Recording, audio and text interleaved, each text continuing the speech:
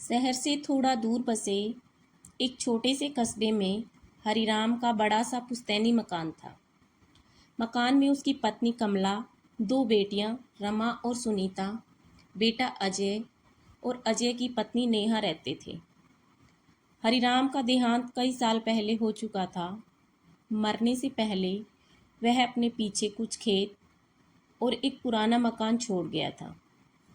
परिवार की आर्थिक हालत ठीक थी, लेकिन कमला और उसकी दोनों बेटियों की नज़र हमेशा एक चीज़ पर रहती थी, नेहा की मायके की संपत्ति पर।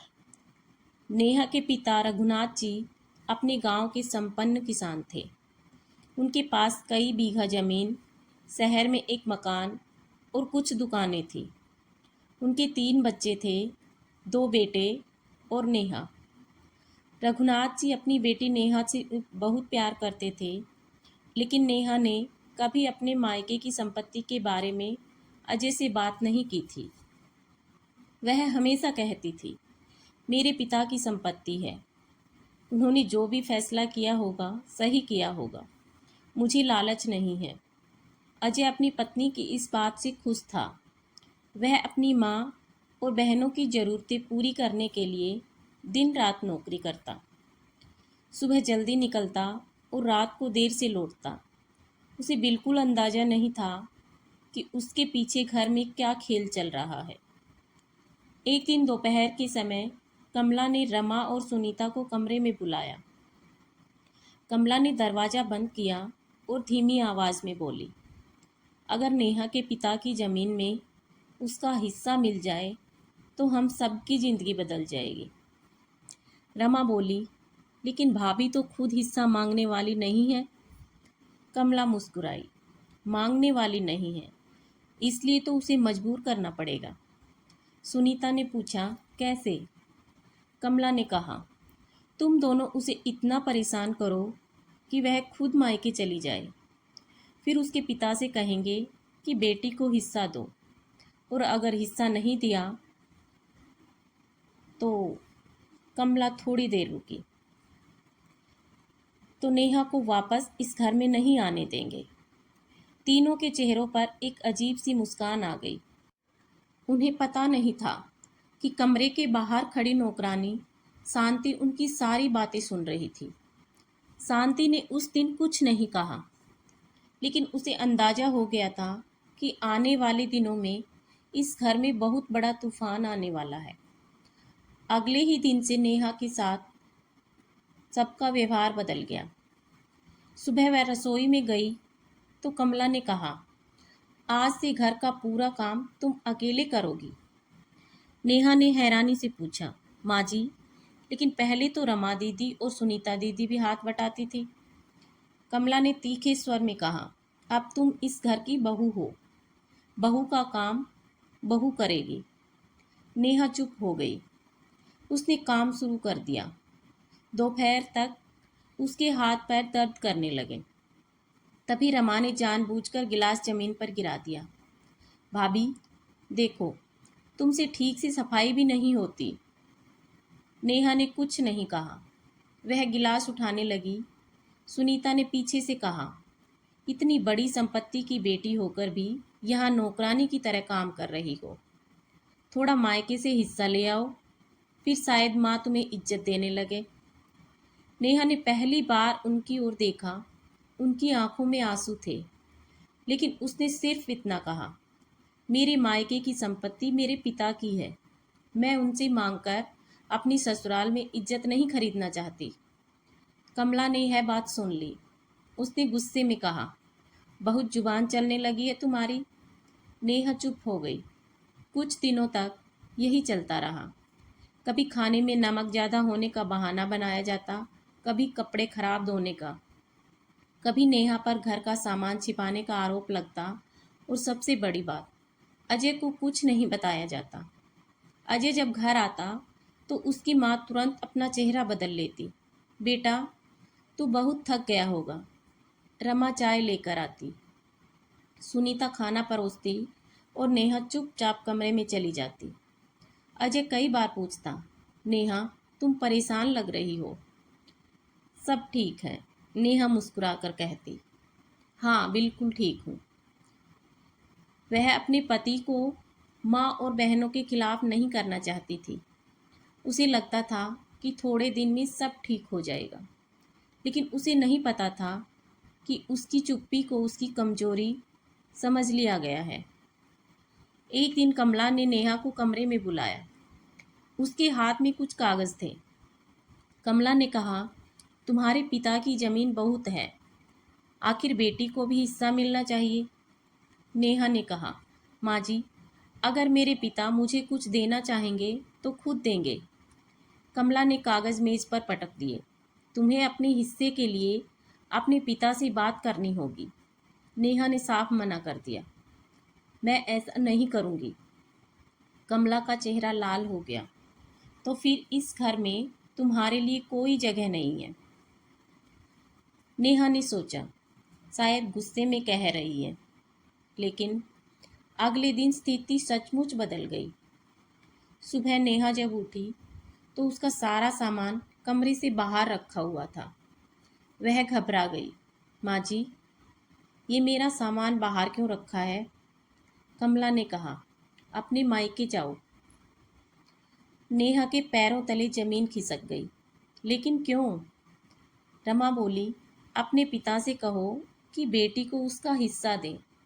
जब हिस्सा लेकर आओगी तब इस घर में कदम रखना। नेहा की आंखों से आंसू बहने लगे। मैंने आप लोगों का क्या बिगाड़ा है? कमला ने कठोर आवाज़ में कहा, हमें तुम्हारे पिता की संपत्ति चाहिए और तुम्हें बहू बनकर यहाँ रहना है तो अपने मायके से हिस्सा लेकर आना होगा। नेहा ने हाथ जोड़ दिए। माँ जी, मेरे पिता की संपत्ति के लिए मुझे मत निकालिए। मैं अजय को क्या मुंह दिखाऊंगी? कमला ने कहा, अजय को हम संभाल लेंगे। यह सुनकर नेहा के दिल में जैसे कुछ टूट गया। उसने पहली बार समझ आया कि यह सब अचानक नहीं हुआ था। यह सब एक योजना थी। नेहा ने अजय को फ़ोन करना चाहा, लेकिन कमला ने उसका फ़ोन छीन लिया। पहले घर से निकलो, नेहा रोते हुए बोली। कम से कम अजय को बता दीजिए। कमला हंस पड़ी। वह ऑफिस में है, उसके काम के बीच में तमाशा मत करो। नेहा अपना छोटा सा बैग उठाकर घर से निकल गई। दरवाजे पर खड़ी होकर उसने आखिरी बार उस घर को देखा। वह घर जिसमें उसने शादी के 5 साल बिताए। वह धीरे से बोली, काश अजय को सच पता होता। और फिर वह सड़क पर निकल गई। उधर अजय उस समय अपने ऑफिस में एक ज़रूरी मीटिंग में था। शाम को घर लौटा तो माँ ने हमेशा की तरह खाना लगाया। अजय ने चारों तरफ देखा। नेहा कहाँ है? कमला ने बिना बिना पलक झपकाए कहा, वह अपने मायके चली गई। अजय चौंक गया। क्यों? रमा ने तुरंत कहा, उसका अपने पिता से झगड़ा हो गया था। सुनीता बोली, हमने बहुत समझाया, लेकिन वह नहीं मानी। अजय को कुछ समझ नहीं आया। उसने नेहा को फ़ोन किया, फ़ोन बंद था। उसने सास के घर फ़ोन किया। रघुनाथ जी ने फ़ोन उठाया। अजय बेटा? अजय ने घबराकर पूछा, पिताजी, नेहा आपके पास आई है क्या? रघुनाथ जी कुछ सेकंड चुप रहे, फिर बोले, नहीं बेटा। अजय के चेहरे का रंग उड़ गया। क्या मतलब? माँ कह रही थी कि नेहा आपके घर आई है। रघुनाथ जी ने पूछा, तुम्हारी माँ ने ऐसा कहा? जी। रघुनाथ जी ने गहरी सांस ली। अजय बेटा, नेहा यहाँ नहीं आई। अजय के हाथ कांपने लगे। तो वह कहाँ गई? रघुनाथ जी ने कहा, मुझे भी नहीं पता। अजय ने फ़ोन रख दिया। उसने माँ की ओर देखा। माँ, सच क्या है? कमला बोली, मैंने तो वही बताया जो हुआ। अजय ने पहली बार अपनी माँ की आंखों में सीधे देखा। नेहा को घर से किसने निकाला? कमला चुप रही। रमा बोली, भैया, भाभी खुद गई हैं। अजय ने कहा, अगर खुद गई हैं तो उनका सामान बाहर किसने रखा? कमरे में सन्नाटा छा गया। तभी अजय की नज़र मेज पर पड़े एक कागज़ पर पड़ी। उसने कागज़ उठाया। वह नेहा के पिता की ज़मीन का विवरण था। अजय ने माँ की ओर देखा। ये क्या है? कमला चुप। माँ मेरी पत्नी को घर से निकालकर उसके मायके की जमीन क्यों मांग रही थी? आप।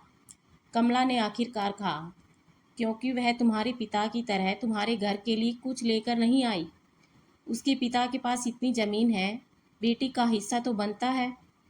अजय की आंखों में आंसू आ गए। माँ, शादी करके नेहा मेरे घर आई थी, जमीन लेकर नहीं। कमला बोली, तू समझता नहीं है। अगर वह हिस्सा ले आएगी तो तुम्हारा भविष्य सुधर जाएगा। अजय ने सिर हिलाया। मेरा भविष्य मेरी मेहनत से सुधरेगा, किसी की जमीन से नहीं। रमा बीच में बोली, भैया, हम तो तुम्हारे भले के लिए। अजय ने उसे रोक दिया। बस, यह पहली बार था जब उसने घर में अपनी माँ और बहनों के सामने इतनी ऊंची आवाज़ में बात की थी। आप लोगों ने मेरी पत्नी को घर से निकाल दिया और मुझे बताया तक नहीं। कमला ने कहा, वह हमारे कहने से नहीं, अपने पिता की वजह से गई है। अजय ने तुरंत कहा, झूठ। अजय उसी रात नेहा को ढूंढने निकल पड़ा। उसने सबसे पहले बस स्टैंड, रेलवे स्टेशन और कुछ रिश्तेदारों के घर फ़ोन किया। कहीं नेहा नहीं थी। आखिर रात करीब 11 बजे उसे शांति का फ़ोन आया। शांति रो रही थी। बाबूजी। हाँ शांति, बोलो। मालकिन ने भाभी को घर से निकाला था। अजय कुछ सेकंड चुप रहा। तुमने अपनी आंखों से देखा? जी। और क्यों निकाला? शांति ने धीरे से कहा, आपकी माँ और दीदियाँ चाहती थी कि भाभी अपने पिता की ज़मीन में हिस्सा लेकर आए। अजय ने आंखें बंद कर ली। उसके भीतर गुस्सा भी था और दर्द भी। शांति, क्या भाभी ने कुछ कहा था? शांति बोली, जी। जाते समय उन्होंने कहा था कि काश आप सच जानते। अजय ने फ़ोन काट दिया। उस रात वह सड़क किनारे बहुत देर तक खड़ा रहा। उसके सामने एक तरफ उसकी माँ थी, जिसने उसे जन्म दिया था, और दूसरी तरफ उसकी पत्नी, जिसने उसके साथ ज़िंदगी बिताने का वादा किया था। लेकिन उस रात उसे पहली बार महसूस हुआ कि सवाल माँ या पत्नी में से किसी एक को चुनने का नहीं था। सवाल सही और गलत में से एक को चुनने का था। अगली सुबह अजय सीधे नेहा के मायके पहुंचा। दरवाज़ा रघुनाथ जी ने खोला। अजय ने पूछा, पिताजी, नेहा यहाँ है? रघुनाथ जी ने सिर हिलाया। नहीं। अजय घबरा गया। तो फिर वह कहाँ गई? रघुनाथ जी ने कहा, हमें नहीं पता। अजय ने कहा, लेकिन माँ ने कहा था कि वह आपके पास गई है।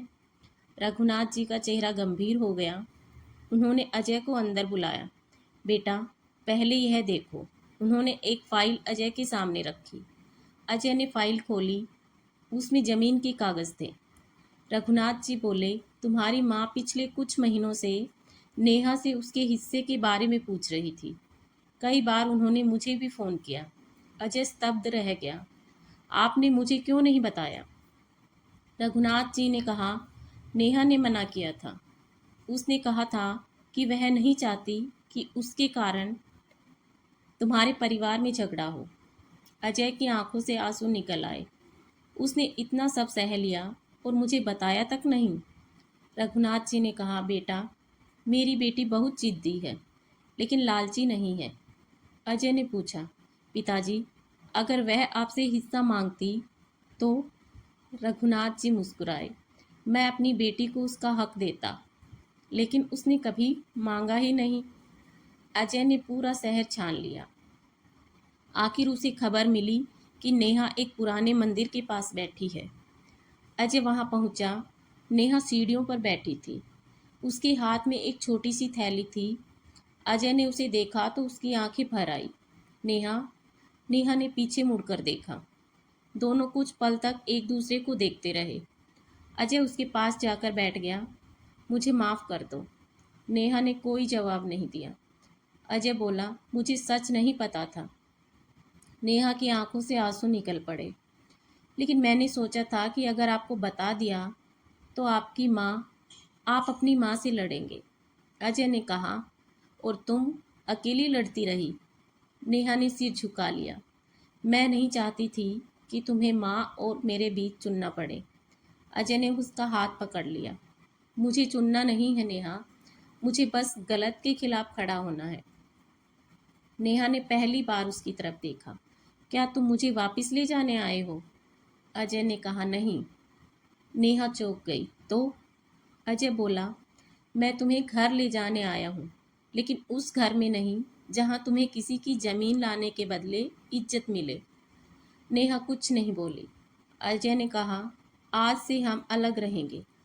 अजय ने उसी दिन शहर में एक छोटा सा किराए का घर लिया। नेहा उसके साथ चली गई। शाम को अजय ने माँ को फ़ोन किया। माँ, मैं नेहा को लेकर अलग रह रहा हूँ। कमला ने गुस्से में कहा, तो तू अपनी माँ और बहनों को छोड़ देगा? अजय ने शांत स्वर में कहा, मैं आपको नहीं छोड़ रहा माँ, मैं सिर्फ उस घर से निकल रहा हूँ जहाँ मेरी पत्नी की इज्जत सुरक्षित नहीं थी। कमला बोली, तुझे अपनी माँ से ज़्यादा बीवी प्यारी हो गई। अजय ने जवाब दिया, माँ, पत्नी को प्यार करना माँ को कम प्यार करना नहीं होता। कमला चुप हो गई। अजय ने कहा, अगर आपको मुझसे रिश्ता रखना है तो मेरे घर आइए, मेरी पत्नी का सम्मान कीजिए, लेकिन अगर आपको अभी भी उसकी ज़मीन चाहिए तो मैं आपके साथ खड़ा नहीं हो सकता। फ़ोन कट गया। कुछ महीने बीत गए। अजय और नेहा ने छोटे से घर में नई जिंदगी शुरू कर दी। शुरुआत में मुश्किल बहुत आई। कम आय थी, घर का खर्च संभालना पड़ता था, लेकिन दोनों खुश थे। नेहा ने सिलाई का काम शुरू कर दिया। अजय ने नौकरी के साथ अतिरिक्त काम करना शुरू किया। धीरे धीरे उनका जीवन पटरी पर आने लगा। उधर कमला और उसकी बेटियां आर्थिक परेशानी में फंसने लगी। उन्होंने नेहा की जमीन के भरोसे कुछ कर्ज ले रखा था। अब वह पैसा चुकाना मुश्किल हो रहा था। एक दिन रमा ने माँ से कहा, माँ, भैया को वापस बुला लो। कमला बोली, वह खुद आ जाएगा। लेकिन अजय नहीं आया। एक दिन अचानक रघुनाथ जी की तबीयत खराब हो गई। अजय को खबर मिली तो वह तुरंत अस्पताल पहुंचा। नेहा भी उसके साथ थी। रघुनाथ जी ने अजय का हाथ पकड़कर कहा, बेटा, तुमसे एक बात कहनी है। जी पिताजी। उन्होंने अपनी फाइल अजय को दी। इसमें नेहा के नाम की ज़मीन के कागज़ हैं। अजय बोला, पिताजी, मुझे इसकी ज़रूरत नहीं है।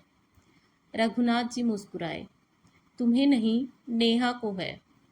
अजय ने कहा, वह आपकी बेटी है, उसका हक है। रघुनाथ जी ने सिर हिलाया, लेकिन एक शर्त है। अजय ने पूछा, क्या? रघुनाथ जी बोले, इस जमीन का फैसला नेहा खुद करेगी। कुछ दिनों बाद रघुनाथ जी की हालत सुधर गई। उन्होंने परिवार को बुलाया। कमला, रमा और सुनीता भी वहां पहुंची। कमला की नज़र कागजों पर थी। वह सोच रही थी कि अब आखिरकार जमीन हाथ में आ जाएगी। रघुनाथ जी ने कहा, नेहा, यह तुम्हारा हिस्सा है। कमला तुरंत बोली, हाँ बेटी, अब तो तुम्हारा घर भी संभल जाएगा। नेहा ने अपनी सास की ओर देखा, फिर मुस्कुराकर कहा, माँ जी, आपको ज़मीन चाहिए थी ना? कमला की आंखों में चमक आ गई। हाँ, मेरा मतलब। नेहा ने फाइल उनकी ओर बढ़ा दी। कमला ने फाइल पकड़ ली, लेकिन अगले ही पल नेहा ने कहा, यह ज़मीन मैं आपको नहीं दे रही। कमला का चेहरा उतर गया। तो किसे दे रही हो?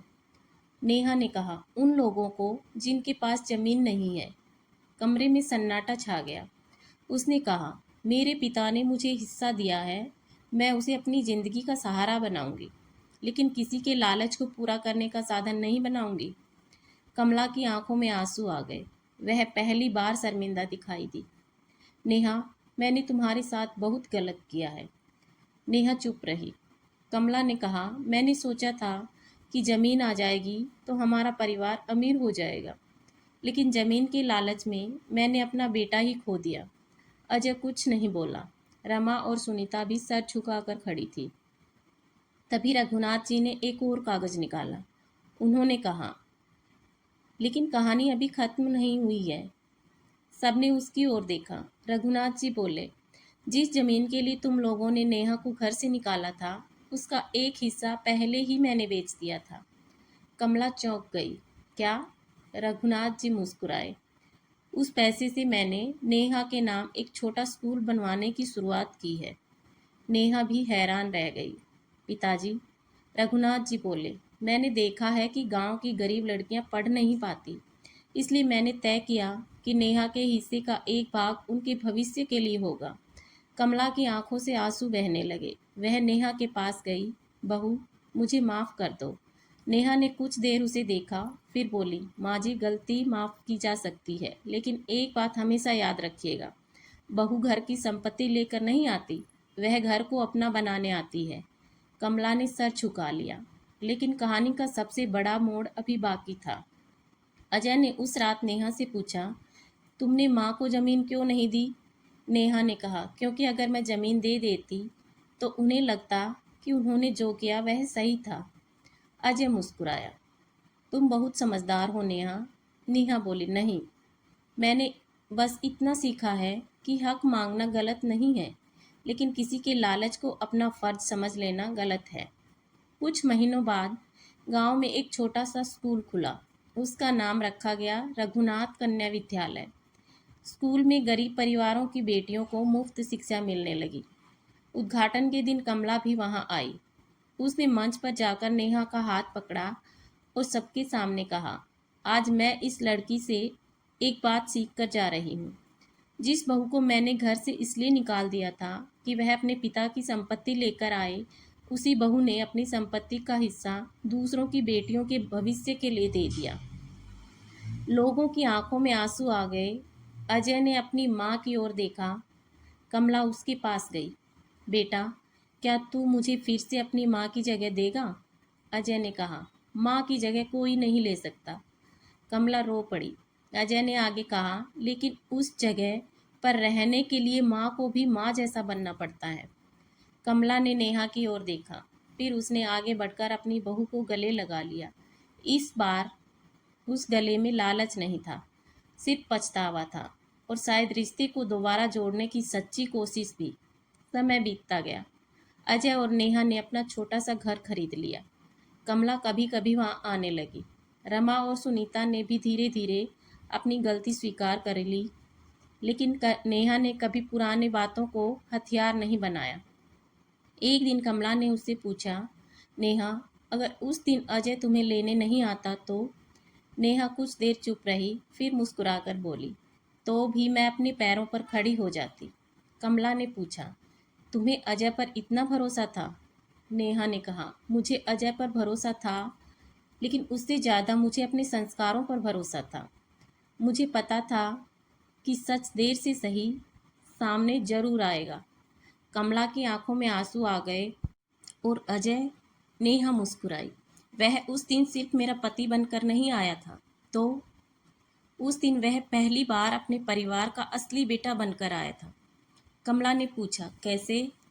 नेहा बोली, क्योंकि उसने माँ को छोड़कर पत्नी को नहीं चुना था, उसने लालच को छोड़कर सही को चुना था।